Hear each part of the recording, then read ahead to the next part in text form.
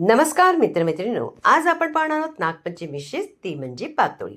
पातोळी बनवताना उकड अगदी मऊ आणि योग्य पद्धतीने व्हावी, त्याचबरोबर सारण तुमचं परफेक्ट म्हणावं, पाणी सुटू नये, म्हणून मी बऱ्याचशा टिप्स या तुम्हाला व्हिडिओमध्ये दिल्या आहेत. तुम्हाला शेवटपर्यंत व्हिडिओ मात्र पाहावा लागेल. तर चला, जास्त काही न बोलता पटकन रेसिपीला सुरुवात करूया. सगळ्यात अगोदर सारण करताना अर्धा चमचाच आपण इथे तूप घालायचं. तुपामध्ये जर तुमच्याकडे खसखस असेल तर 1 चमचा खसखस घालून त्याला परतून घ्या. माझ्याकडे खसखस संपली होती म्हणून मी घेतली नाही. त्यानंतर अगदी काठोकाठ भरलेला गूळ, अगदी चांगला चिरून घेतलेला गूळ घ्यायचा 1 वाटी, आणि 1 वाटी गुळाला 2 वाटी खोबरं, ओलं खोबरं पुरेसे. आता इथे जर तुम्हाला गोड जास्त प्रमाणात हवं असेल तर तुम्ही 1 वाटीबरोबर तुम्ही 1.5 वाटी खोबरं घेऊ शकता. मात्र तुम्हाला जेव्हा सारण करताना पाणी जास्त सुटू लागेल गुळाचं, म्हणून जास्त थोडंसं परतावं लागेल. आता बघा, इथे गूळ चांगला आपला वितळला गेला आहे, तर इथे आपण घ्यायचं खोबरं. आता 2 वाट्या मी घेतले. त्याचबरोबर आपण आता हे खोबरं घातल्यानंतर अगदी गॅस तुम्ही मीडियमची ठेवा आणि ह्याला परतत राहा. थोड्या वेळाचं परतल्यानंतर व्यवस्थित खोबरं त्या गुळामध्ये अगदी व्यवस्थित मिक्स होऊन जातं. त्यानंतर ह्याच्यामध्ये आपण घालायचे चिमूटभर असं मीठ. आता मीठ घातल्यामुळे काय होतं की बऱ्याचशा अगदी गोड पदार्थामध्ये जेव्हा मीठ घालतो ना, तेव्हा चव त्याची आणखीन वाढते, म्हणून कधी गोड पदार्थात मीठ घालायचं. जर तुम्हाला आवडत नसेल तर तुम्ही स्किप केलं तरी चालेल. त्याचबरोबर इथे घालायचे वेलची पूड आणि इथे जायफळाची पूड. एखाद वेळी तुमच्याकडे जायफळाच्या पूड किंवा एखादी तुमच्याकडे वेलची पूड नसेल तर दोना व्यतिरिक्त तुम्ही 1 जरी घातलं तरी चालेल. आता पुन्हा परतायचं आहे. परतल्यानंतर तुम्ही अगोदर पाहायचं आहे, जर ह्या खोबऱ्याला म्हणजे ह्या सारणाला पाणी जर असं तुम्हाला वाटत असेल तर तुम्हाला मात्र अजूनही त्याला परतावं लागेल.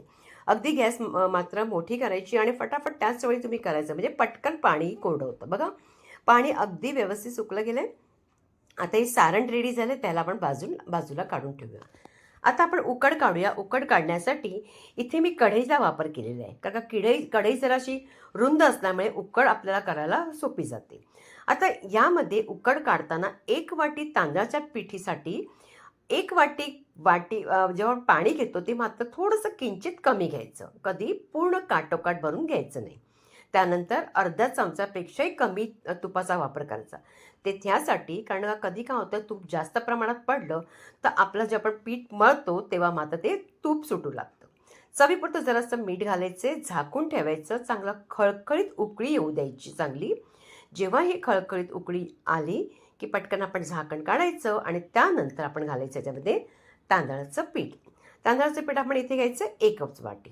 आता घातल्यानंतर लगेच तुम्ही असं घाला आणि तुम्ही पळीने अशा पद्धतीने परतत राहा. म्हणूनच मी कढई घेतली की अशा पद्धतीने कढई घेतल्यामुळे चांगलं व्यवस्थित परतायलाही मिळतं, कुठे गुठळाही जास्त राहत नाही. हवं असल्यास तुम्ही लाटणीने सुद्धा केलं तरी चालेल. आता या पद्धतीने केल्यानंतर व्यवस्थित करून घ्यायचं अगदी 1-2 सेकंड. त्यानंतर आपण जे पळीचं सगळं पीठ आहे ना, ते काढून घ्यायचं आणि त्याला आपण झाकून कमीत कमी जेमतेम तुम्ही 4 मिनटं तरी ह्याला ठेवा. आपल्याला जास्त काही वेळ द्यायची गरज नाही, कारण थोडंसं पीठ आपलं हे वाफवलं गेलं पाहिजे. म्हणून ह्याला अगदी व्यवस्थित अगदी मिक्स केल्यानंतर झाकून ठेवलं आहे मी 4 मिनटासाठी. आता 4 मिनटानंतर अगदी बघा परात घेतली आहे आणि त्यानंतर तुम्ही हे पीठ पाहाल ना, तर अगदी त्यात चिकटपणा पाणी राहिलेलं बिलकुल नाही, अगदी सुटसुटीत पीठ झालं आहे बघा. अशाच पद्धतीचं घ्यायचं आणि हे बऱ्यापैकी गरम असल्यामुळे आपण वाटी घ्यायची किंवा स्मॅशर घ्यायचं, जो आपण पावभाजीचं स्मॅशर असतो ना, त्याच्याने तुम्ही अशा पद्धतीने गुठळ्या तोडू शकता. आता गुठळ्या जास्त राहणारच नाही, कारण आपण कढई घेतली आणि त्यानं चांगलं परतलं होतं. पण तरी मी गरम असल्यामुळे वाटीने करते, कारण का चटके बरेचसे लागू लागतात. आता अशा पद्धतीने वाटीने केल्यानंतर पूर्ण आपण ते तांदळाचं पीठ जरासं लागलं, पण बघा जास्त अजून काही लागलेलं नाही, वाटी अगदी स्वच्छ झालेली आहे.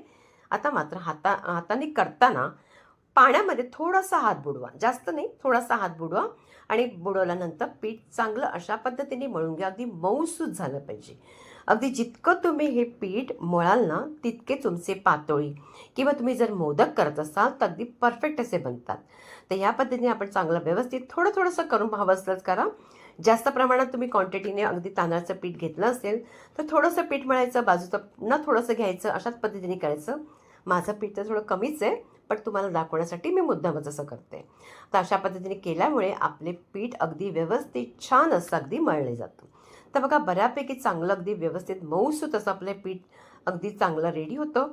आणि तुम्हाला मी काढूनही दाखवते की जेव्हा आपला एक लवचिकपणा असा येतो त्याच्यामध्ये, थोडंसं पीठ तुम्ही जेव्हा काढून पाहाल ना आणि अगदी लांबसर असं खेचलं ना तर तुटत नाही आहे किंवा असे फाटे पडत नाही आहेत अगदी, म्हणजे चिरा पडत नाही आहे, सॉरी, चिरा पडत नाही, म्हणजे समजायचं की आपलं हे पीठ अगदी परफेक्ट असं रेडी झालं आहे. आता अशा पद्धतीने झाल्यानंतर मी याला सगळं पुन्हा एकदा सगळं एकत्र करून हा एकत्र तांदळाचं पीठ एकत्र करायचं आणि लगेच आपण याचे छोटे छोटेसे गोळे अगोदर करून घ्यायचे. पुरेसे अगोदर नाही केले चालेल, अर्धे करायचे आणि त्यानंतर झाकून ठेवायचं बाकीचं पीठ. अशा पद्धतीने रोल करून मी थोडे थोडेसे पीठ असे गोळे करून घेतले.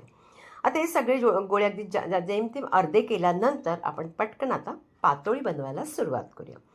पातोळी बनवण्यासाठी आपल्याला इथे हळदीची पानं लागतात, पण एखाद वेळी तुमच्याकडे हळदीची पानं जर भेटली नाही तर तुम्ही केळीची पानं घेतली तरी चालेल. तर या पद्धतीने आता हळदीची पानं अगोदर घ्यायची, स्वच्छ अगदी धुवून घ्यायची, माती बऱ्यापैकी लागलेली असते. नंतर त्याला अगदी चांगलं व्यवस्थित कपड्याने वगैरे पुसून घ्यायचं आणि अशा पद्धतीचं मोठं जर पान असेल त्याचे 2 भाग करायचे. वरचा देठ अशा पद्धतीने कापायचा आणि 2 भाग अशा पद्धतीने करून घ्यायचे. आता हे सगळं आपण अगोदर रेडी करायचं. त्याचबरोबर स्टीमरमध्ये पाणी आपण तिथे अगोदरच रेडी करून ठेवायचं. अगोदर गॅस लावायची नाही. सगळ्या पातोळ्या रेडी झाल्या की गॅस लावून पटकन पाणी आपण उकळून घ्यायचं. आता अशा पद्धतीने पानं मी सगळी रेडी केली आहेत, कारण का जास्त माझ्याकडे मोठी नव्हती, बऱ्यापैकी लहान आहेत. आता बघा, पातोळी करण्यासाठी एक पान घेतलं, हलकंसं पाणी लावायचं आहे, हलकंसं किंवा तूप लावा, हलकंसं लावा, पण एखादा गोळा घ्यायचा, या पद्धतीने त्याला दाबत राहायचं. जसजसं तुम्ही दाबत राहाल ना, तुम्हाला असं वाटलं की हाताला चिकटतं तर हलकंसं जरासं पाण्याचं थेंब लावा, अगदी पाण्याचा किंचित, आणि त्यानंतर अशा पद्धतीने करून घ्या. पण जास्त करून तुम्हाला काहीच करावं लागणार नाही. याच पद्धतीने आपला व्यवस्थित इथं आपली ही पातोळी रेडी होते. जितकं पातळ तुम्ही कराल तितकं आपलं छान असं होतं. आणि या पद्धतीने बघा, व्यवस्थितरित्या एकदा पातोळी आपली रेडी झाली. आणि जेव्हा पातोळी करताना जर तुम्हाला असं होत नसेल तर तुम्ही काय करा, त्याच्यामध्ये एखादं पातळसं प्लास्टिक घ्या आणि लाटणी करा, म्हणजे तुम्हाला ते चिकटणार नाही. आता नंतर त्याच्यामध्ये आपण मधोमध सारण भरायचं आहे. मला हाताने जर जास्त जमतं, चमच्याने जमत नाही. तर अशा पद्धतीने भरल्यानंतर पान उचलायचं आणि या पद्धतीने, ज्या पद्धतीने दाखवते त्या पद्धतीने थोडंसं दाबत व्यवस्थितरित्या आपण याला बंद करायचं. काही होत नाही, इथे तुम्हाला पाणी वगैरे लावायची काही गरज नाही. व्यवस्थितरित्या बघा, छान असं आपलं व्यवस्थित बंद होतं. अशाच रीतीने आपण पातोळी बनवून घ्यायची. अगदी सोपी पद्धत आहे. फक्त तुम्हाला छोट्या छोट्या गोष्टी तुम्हाला लक्षात ठेवाव्या लागतील, की उकड काढताना आपल्याला कसं पाणी घ्यायचं, त्याचबरोबर सारणाचं पाणी राहू नये म्हणून काय करायचं, हे बऱ्याचशा तुम्हाला टिप्स मी सांगितल्या आहेत, त्याच फक्त फॉलो करायच्यात. आता बघा, बऱ्याच जणांना हे पातोळ्या करायला येतात, पण असंही असतात की नवशिकाऊ त्यांना येत नाही, म्हणून या मी छोट्या छोट्या टिप्स दिलेल्या आहेत. आता पुन्हा मी पातोळीचं असं पान घेतलं आहे आणि पुन्हा अशा पद्धतीने, ज्या पद्धतीने दाखवते त्याच पद्धतीने करत आहे. बघा, आता पुन्हा दाखवायची गरज तर नव्हती, पण पुन्हा दाखवलं की एखादं तुम्हाला नाही कळलं तर पुन्हा पाहू शकता. या पद्धतीने केल्यानंतर पुन्हा सारण भरायचे, त्याच पद्धतीने आपण दाबून घ्यायचे. छान असं आपल्या पातोळी रेडी होतात आणि ह्याला जास्त वेळही लागत नाही. झटपट बनणारी रेसिपी आहे आणि नागपंचमीला तर आपण नक्कीच अशा पद्धतीने बनवतो आणि खूप आवडीने खातात. गव्हाच्या पिठाचा सुद्धा बनतात, तर तुम्ही तसंही हवं असं तसंही बनवू शकता. आता इथे स्टीमरमध्ये मी अगोदर पाणी ठेवलंच होतं आणि मी नंतर जसं करत होते, बऱ्याचशा झाला की मी पाणी उकळायला ठेवलं. पाणी उकळल्यानंतर आपण या सगळे इथे आपण पातोळ्या ठेवायचे. जे तेल वगैरे तुम्हाला चाळणीमध्ये लावायची काही गरज नाही. आता सगळ्या पातोळ्या ठेवल्यानंतर आपण त्याला झाकून त्याला फक्त 12 मिनिटाचा वेळ द्यायचा. 12 मिनिटात अगदी व्यवस्थितरित्या या पातोळ्या रेडी होतात.